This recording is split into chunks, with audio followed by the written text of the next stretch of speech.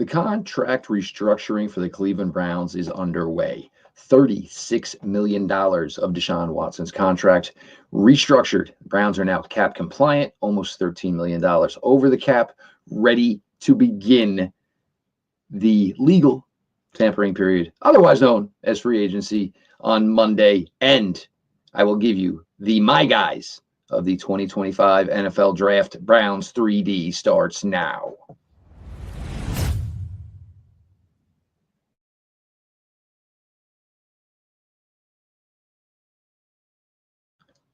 Welcome back, my friends, to the show that never ends, your daily delivery of all things Dog Pound. Browns 3D on the OBR, brought to you by State Sharpening Mower Sales and Service. I am your host, Jeff Lloyd. We appreciate everybody who has been coming out in droves. The written content is blowing up. We appreciate all your support there. The nightly shows, you guys are again coming out in droves. Browns 3D every night at 6 o'clock. You're getting Quincy Carrier on Monday. You're getting the React with Pete and Brad on Tuesday. Fred and Barry on Wednesday. All eyes on Cleveland after me tonight. Tomorrow, things I think I know. Again, we're probably going to put together an extra show or two next week for you to try and recap free agency for the Cleveland Browns. Make sure you're subscribed on the OBR, to the OBR on YouTube, and of course over on Twitch. Big news today. Obviously, you knew it was going to come. And the Browns don't do this like other teams do. You know, other teams just basically roll over their contracts and, okay, now we have our cap space, yada, yada, yada. The Browns will do it as they feel the need or the opportunity presents itself to improve their roster. Deshaun Watson, second, of course, Achilles surgery.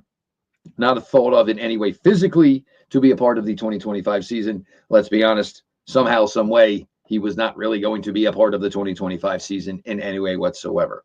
That money rolled over, $36 million. The Browns now go from a team that was pretty significantly over the cap to a team that is now $13 million under the cap. There are several players that they can continue to do this with. As mentioned, we had Jack Duffin on a couple of weeks ago. I believe the number Jack had was 89.7 that the Browns could create. So we hear that the Browns may not be major players in free agency this year, but it does not mean they can not be if the situations arise, present themselves for the Cleveland Browns to go bring in some really, really good talent. So this is year 4 of the 5-year deal of Deshaun Watson's money. Folks, we are at like hole 15. This long, disgusting, disastrous, worst trade in NFL history is sooner coming to an end. We are closer to the end of all this nonsense than we are at the beginning. It's been a long 3 years. It certainly has. Of course, all of this is contingent on what the Browns can do at the quarterback position this year. And we continue, the talks of, Kirk Cousins and Daniel Jones and all these other names.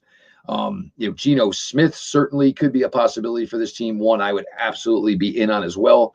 I was actually talking to somebody today in regards to Geno Smith, and, they asked me, well, what would you see? How do you think it would maybe work? Geno with the Browns. My response was better Jacoby Brissett, and I think Jacoby Brissett played pretty well for this team back in 2022. I think a lot of people have maybe forgotten about that. But that's kind of where I would put it. I think you had a guy like Geno Smith. Maybe you're getting a little bit, you're getting a better version of what Jacoby Brissett was for the first 11 games of the 2022 season. Now, this is not necessarily Cleveland Browns talk, but it is AFC North talk and the Cincinnati Bengals. Look, people can poke at the way the Browns are doing business, and, Jimmy Haslam's spending all this money and it's not really getting them anything. Okay. Would you rather have your owner of the Cincinnati Bengals not have the money and not being able to put you out a roster? And look, the Browns are not BSing you. They want to put out a roster that is competitive or has the opportunity to be competitive every single year. You look at the Bengals right now, and look, the construction of that team that went to the Super Bowl and lost to the Los Angeles Rams was crazy good. They did a fantastic job, but it was never sustainable. And with them now basically telling Trey Hendrickson, look, it was great that we signed you. It was great that you produced. You outplayed your contract. We know it. You know it. The league knows it. But here's the one problem. You have now basically played yourself out of the financial aspects of what the Cincinnati Bengals can do. You know, it's if you just can't do it the way some teams can. I mean, I get it. Not every franchise has an owner like Jimmy Haslam who is willing to basically go into his own pocket to fund the franchise. And you look at the Bengals and, you know, look, Joe Burrow, one of the top quarterbacks in the NFL. There's no question about it. Jamar Chase, if you want to say that Jamar Chase is the best wide receiver in the NFL, I will give that to you. There are other names that I would say deserve to be in the conversation. But if anyone's going to take a stance and say Jamar Chase is the best wide receiver in the NFL, I don't have the correct ammunition to basically try to prove that you were wrong. So guess what? He is going to get, if they can, the largest contract ever given to a wide receiver in NFL history. And if Joe Burrow continues to play like he plays in a couple of years, where are you going to be with Joe Burrow? You can keep doing what you're doing with T. Higgins. You can't do it after this year. But that's going to be your team. Your team is going to be Joe Burrow, Jamar Chase, and T. Higgins. And on defense, I guess you're just going to throw out the equivalent of the staff of the OBR to play defense. I just don't get what exactly the thinking is there. And Trey Hendrickson is older than Myles Garrett. I'm not exactly sure. Look, we don't know what the true compensation is for Myles Garrett. Obviously, whatever the compensation would be for Trey Hendrickson would be lower than that. But what do you think? And if Trey Hendrickson is allowed to seek his own trade, where do you think he's asking his agents to go first? Call Buffalo, call Detroit, call Green Bay, call the good teams, the teams with draft picks in the 20s. And now the Bengals, who haven't had the greatest draft history by any means whatsoever, are now supposed to fill the team off of the draft, which they're not good at. I understand as Browns fans, you are down and you have been beaten on, basically, essentially. I get it. I truly, truly do. But you do have a front office and an owner that are essentially willing to do whatever it takes to put out a winner. They don't always get it right. Yes, I get it. They don't always get it right. And that's the part that probably hurts. But how does it feel knowing that, you're watching some great players like Bengals fans are and basically viewing it like, the mid to late 90s of, well, this guy's going to be pretty good. He's going to cost money and he's going to get shipped off to the New York Yankees and go win another ring. Sometimes I think for Browns fans, you might appreciate what's being done here a little bit more if you actually kind of peek outside your Cleveland Browns scope and kind of go look at the way some of these other franchises in the NFL are run. The Browns and the Bengals and, everybody, kept thinking it was going to continue. Look, they put it together. They got there, but it was never going to be sustainable because this team just doesn't have the monetary assets to have kept it sustainable. They've missed on some picks. They've probably given some money to the wrong guys, and not necessarily the wrong guys, the guys who don't play the positions that you should be putting the money towards. Offensive line, they never really got right. They decided to pay linebackers, more than one of them, which in this day and age just makes absolutely no sense whatsoever. You want to pay one, that's fine. You don't pay multiple linebackers. Foolish move on their part. So the Browns get their cap in compliance with the NFL. Again, I don't know what to expect because I do think there's some snow, basically some smoke coming on in regards. And I think the Cleveland Browns, honestly, are feeding some of this smoke. They talked about, and a lot of people talk, the Browns were absolutely in love with Shedeur Sanders. But what I'm hearing in these talks in regards to what the Browns loved about Shedeur Sanders, none of it's been his play. They were one of the teams that said, hey, we like the kid. We like the personality. Where we've heard from other teams that maybe that wasn't the case. So could it be the Browns are wisely talking up another quarterback in this draft and telling a team like the Raiders or the New York Jets, come on up. What you got? What you got to offer us? Or, it's the possibility that they just do like Cam Ward. They have no idea that Cam Ward could possibly fall to them. At 2, there is, the scenario of teams looking to trade to, with the Tennessee Titans. And I will just give you this last one. As we have these conversations daily on social media, through comments and stuffs on the shows and all the stuff that comes over to the OBR, if either Shedeur Sanders or Cam Ward were the dude, would there be any talk whatsoever of the Tennessee Titans looking to move out of pick number 1? There wouldn't be. Nobody would make up those rumblings, because if these guys were that good, that proven, that ready to succeed in the NFL, the Tennessee Titans would be all over one of them. Browns 3D is going to continue. We're going to talk about some of my guys. We do this every year. My personal favorites from some of the positional groups here in the 2025 NFL Draft. We've been talking for a couple of weeks now, and we're super excited for the partnership we have with State Sharpening Mower Sales and Service in Broadview Heights. If you are local to the Cleveland area, they are your one-stop shop for all things lawn equipment. Is there anything worse than missing Browns games, missing your weekend because you're having issues with your lawn equipment, or you have too many lawn chores to do? That's why you go see the folks at State.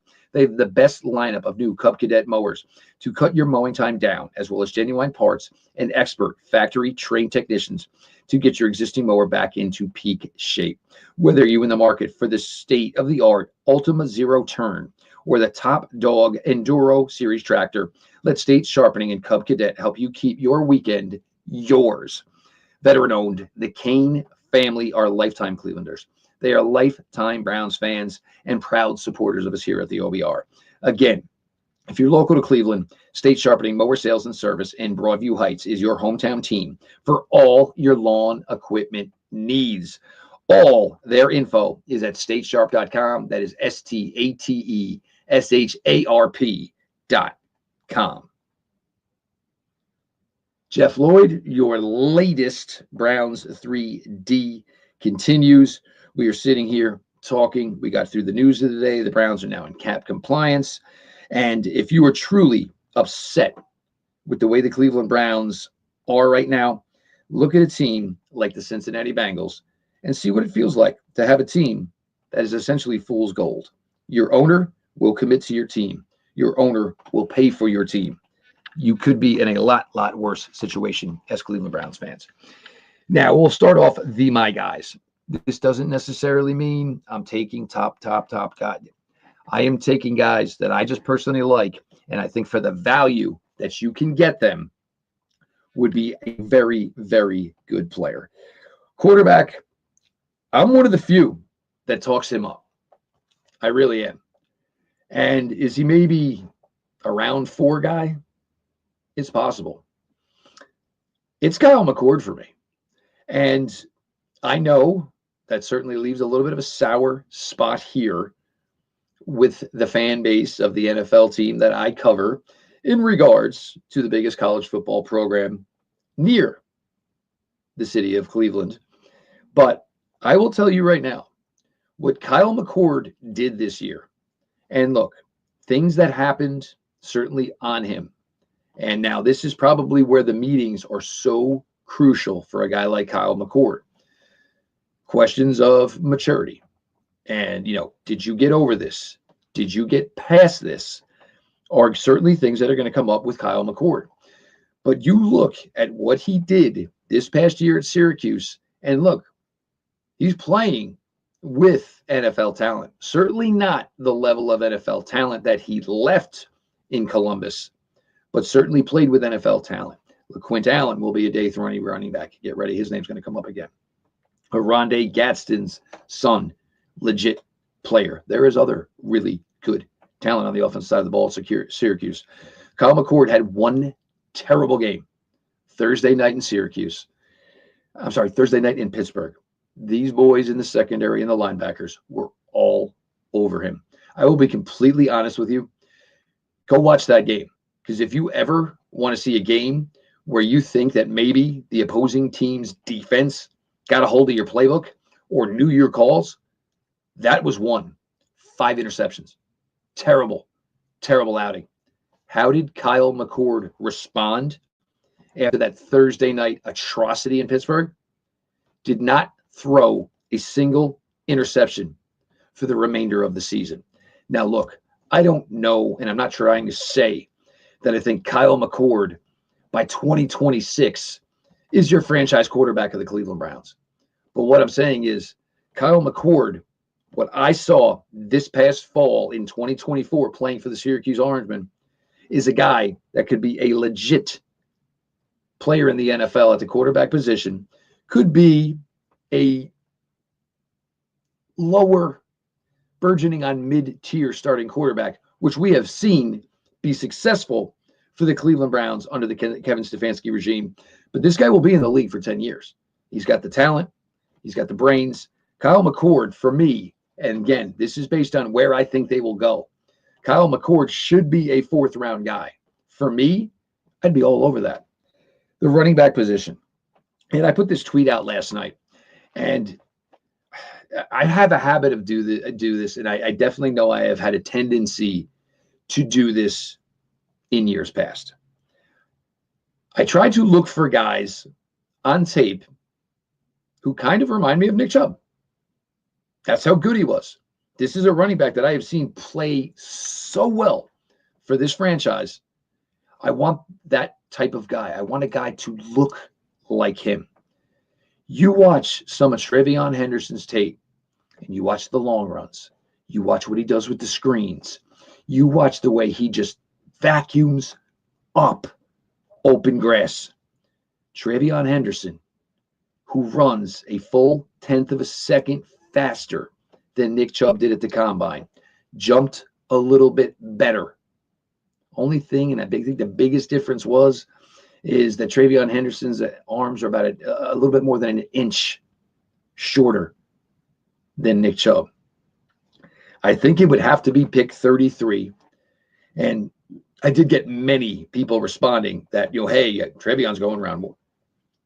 And look, I don't know that I'm necessarily going to disagree with you. I don't. And, this falls into this whole Nick Chubb thinking. And look, I will never, and very, very rarely reference Tony Grossi. But he's basically saying what I believe to be true. The Browns do not want to disrespect Nick Chubb with the contract offer. But what they believe, and Tony kind of said this, and I can't believe I'm actually referencing, is that this is going to be the sentiment around the league.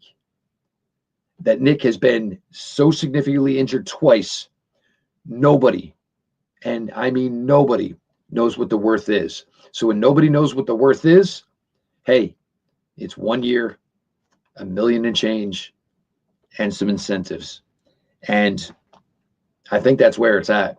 And the Browns, there is a chance to make this room deeper, younger, faster. It adds up. So I understand why people are upset about this in regards to Nick Chubb. I do. But I don't necessarily believe that the Browns are in the wrong here in their handlings of Nick Chubb in any way whatsoever. Now, second running back, because I do believe the Browns will draft 2. I think Travion Henderson helps you in the passing game. Do I think he becomes a true asset in the passing game? Well, we know his blocking is already there. So that's the thing. If I like his blocking, I don't know how much I necessarily can involve him in the pass game as well. And that's where I will go back to Syracuse. LaQuint Allen, 60 receptions, 500 yards. That is extremely hard to do as a running back in the NFL. I mean, sorry, in college. It does not happen. It does not happen at all often. 2 straight 1,000-yard seasons. Still just a baby. Age is right.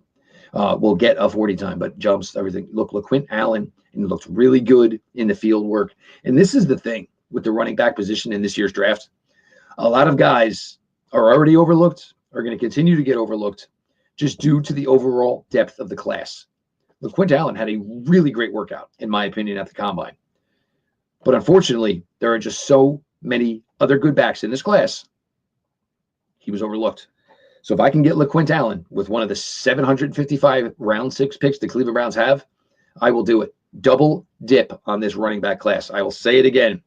The no matter what, gift that everybody likes to use, from draft day, 2 running backs, no matter what.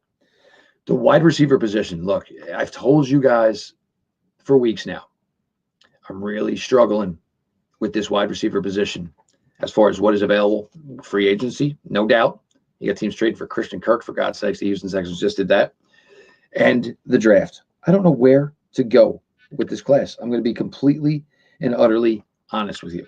So, my guy, Jack Beck, wide receiver, TCU. His rookie year, and it would have been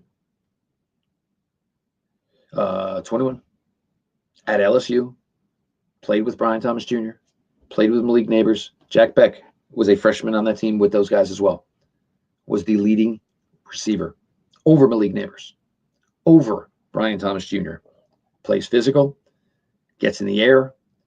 For me, I'm not saying Puka Nakua, but he's sort of kind of that kind of game. And the other thing I like about Jack Beck is you have to have a want to as far as being a good blocker at the wide receiver position. Jack Beck is that guy. He wants to. He wants to get physical. He wants to hit people. He wants to drive people. Browns, we'll see the way the Elijah Moore thing plays out. The Browns have a big need at the wide receiver position. And it could be something if these guys fall. The Browns maybe address even higher at 33. But the Browns probably on day 2 will be taking a wide receiver. They need one. There's no question about it. Tight end, I've talked over the last couple of days. If I want to make the move to go get Michael Mayer, that might take me out of the tight end game. The one thing I did come away with, and look, this is, of course, with the thinking of Warren didn't work out, Loveland didn't work out, Arroyo didn't work out. The tight end workouts at the Combine, I think everybody kind of watched it, walked away from it, and everybody kind of went, because I think we all expected better. Still, I will give you one. My guy is Bronson Arroyo. I love the guy. I love the athletic ability. But if you're telling me I can get Michael Mayer, who's going to be a hand-in-the-dirt guy, and look, I want to do this with hopefully a player-for-player swap and some loose change so I can still keep those top 5 picks in the top one, those 5 picks in the top 103. But also now, maybe tight end doesn't necessarily fall into that equation anymore. It is something I am 100% absolutely going to look into. Offensive tackle. Now, for me, yes. And this is weird because the Browns could run back the offensive line and what would have been the best part of their offensive line from 2024. Conklin on the right, Teller at guard, Posick at center. We know Joel is now going to return to left guard, and DeJuan Jones at left tackle. You would think with the way that team played last year, well, maybe running this back isn't the wisest idea. Fair point, 100%. Bring in a veteran, maybe a veteran tackle, find something on the interior, but I have 2 offensive linemen that I would like to bring into the fold. I am a big fan, Charles Grant out of William & Mary. There were concerns when we got to the All-Star circuit. How was he going to measure? Well, the measurements held up, and this does happen sometimes when a guy's at a smaller school. going against lesser talent than the big schools. You inflate your guy's side. Grant checked out and was where everybody was at. Quick feet. Hand usage is pretty impressive. He's certainly going to have to get better and play at a quicker pace. But Charles Grant is a guy that I would be very interested in for the Cleveland Browns, and probably doesn't have to start day one at left tackle. And also keep in mind, if DeJuan Jones, if this works, and I was guilty of this as well, when the time comes, DeJuan can go back to right tackle. Probably not. Maybe you leave him at left tackle because A, Browns do like to run to the right pretty significantly. And B, if he's going to be, tasked with the other team's best pass rusher, I like that mountain theory of how long does it take you to run around the mountain to get to the quarterback. But Charles Grant could also then develop, and then maybe when his time is there, he can either go to the right side or maybe he becomes the guy that bucks DeJuan Jones out of his job. Interior guy. And there might not be a more fun prospect to banter about. And I'll tell you right now, if you put on the tape and you watched Willie Lampkin from UNC, I don't think anybody would believe he was sub 6 feet. He's just that good. His wingspan is not great, but it is actually great for his overall size. His length and wingspan is better than some guys who are truly considered to go a lot higher than Willie Lampkin. The first question you're going to have is, what is the body? Because he is only a 5'11" height man. What can I do with this weight? Is he at optimal weight? Is there a way I can shed some weight to get him better, more muscular? But this guy straight up gets after it. There is no question. He can play. Ideally, the first thing I'm going to do is, can he play center in the NFL? Can I do this? And look, I'm probably spending a 6th round pick on Willie Lampkin. So if I'm going to take a shot with a pick, I'm going to take it on a guy who's just an absolute dog. There's guys, there always have been guys, there always will be guys where, all right, that doesn't worry your size. And you throw all these size and, the small percentages. But the reason there is a small percentage as opposed to a 0% is there is always a guy who bucks the trend. Watching Willie Lampkin's film, he is a guy that absolutely looks like he could buck the trend. And he could make it in the NFL at a less than 10% size type body. That's a good gamble to take. Browns don't need a starting interior player as of right now for 2025. Bitonio came back. You still have Teller, Posick, see the way it works out. But the Browns, as of right now, can groom somebody on the interior portion of their offensive line. So why not do it with a guy who everything you hear in regards to him coming out of UNC is nothing but positive. Great worker, hard worker. And look, you don't become the type of player that Lampkin became in the top level of college football at only 5'11" without being an absolute bust your butt work ethic guy. There's just no way it happens otherwise. So you don't think all of a sudden the guy loses that type of work ethic. So you want to bring him in here, and he's going to be feisty, and he's going to be hard, and he's going to be good, and he's going to do everything he's asked to do as far as assignment. Maybe a little technique work here, try to make things easier. It is going to be a different assignment for an offensive line coach working with a guy, because you're probably going to teach him and show him to do some things a little bit differently than you do, because we know all these offensive linemen, at least size-wise, are usually cookie cutter. Lampkin ain't that type of dude. So I have given you my personal guys in the 2025 draft on the offensive side of the ball. Kyle McCord at the quarterback position, Travion Henderson, and of course, LaQuint Allen Jr. Wide receiver, like Becht, he's my guy. Tight end, you ask me right now today, if I can move DTR, I can move Emerson, either one of those guys, maybe some loose change, and bring back Michael Mayer from the Raiders, totally in, and I will totally do it. But if I am taking a tight end, Bronson Arroyo from Miami will work more than fine for me as well. Offensive lineman, Grant, obviously from William and Mary, and Willie Lampkin from UNC. It's kind of hard to tell you what'll be on tomorrow. Obviously, we take the information as it comes. I try to put together the best lineup and the best talking points I can for you guys. So that's kind of where it is right now.